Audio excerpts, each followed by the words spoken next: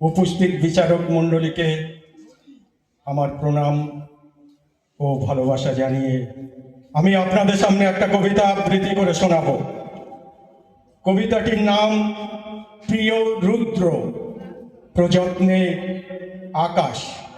কবিতাটি লিখেছেন তসলিমা নাসরিন। প্রিয় রুদ্র, তুমি আকাশের ঠিকানায় চিঠি লিখতে বলেছিলে। তুমি কি এখন আকাশে জুড়ে থাকো? তুমি কি আকাশে উড়ে বেড়াও তুলোর মতো, পাখির মতো? আমারও খুব পাখি হতে ইচ্ছে করে। আমারও সারা আকাশ উড়ে উড়ে মেঘের সঙ্গে খেলতে ইচ্ছে করে।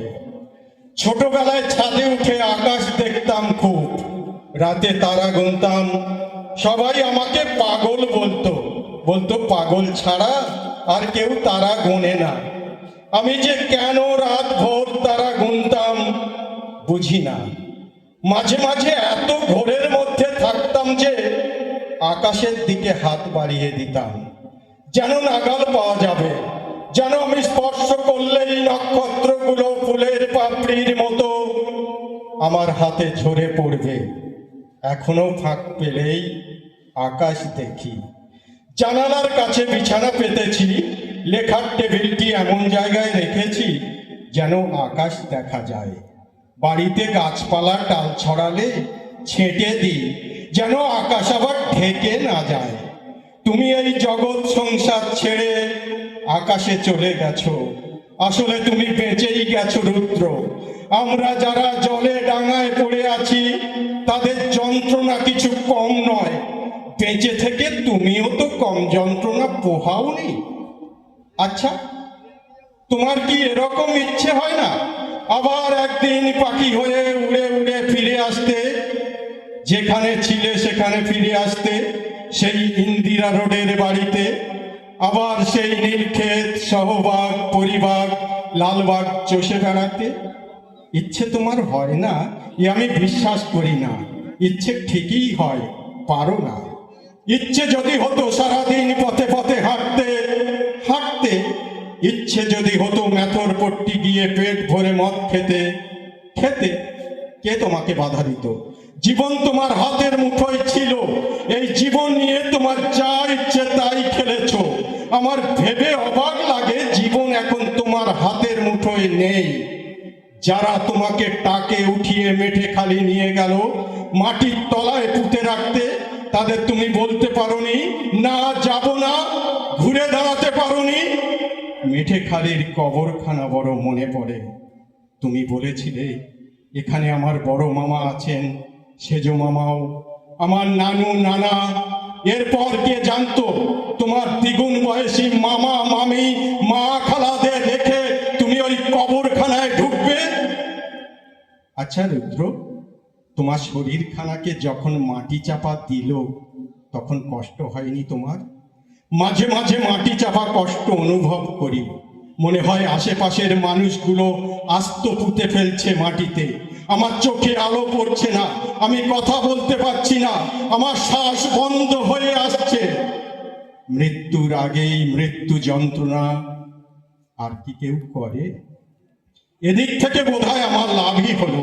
আমি যখন মরব আমার কষ্ট অনেকটাই কমে আসবে। বলতে পারো আমি কি করে মরব?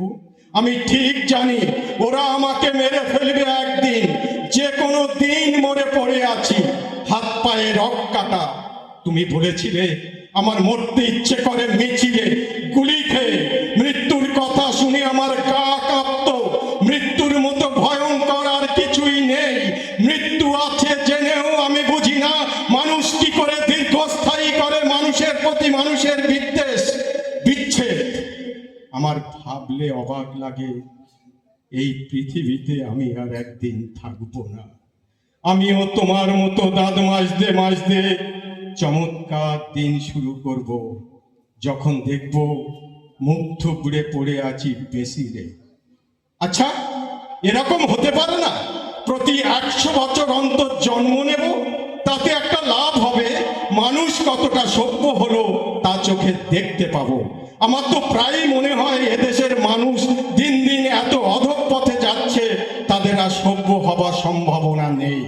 আবার এও মনে হয় দেশ থেকে একদিন মৌলবাদ দূর হবে, ধর্ম দূর হবে, মানুষ সুস্থ জীবনযাপন করবে। এরকম দিন নিশ্চয়ই আসবে। একবার সেই দিনটি আমার দেখতে ইচ্ছে করে।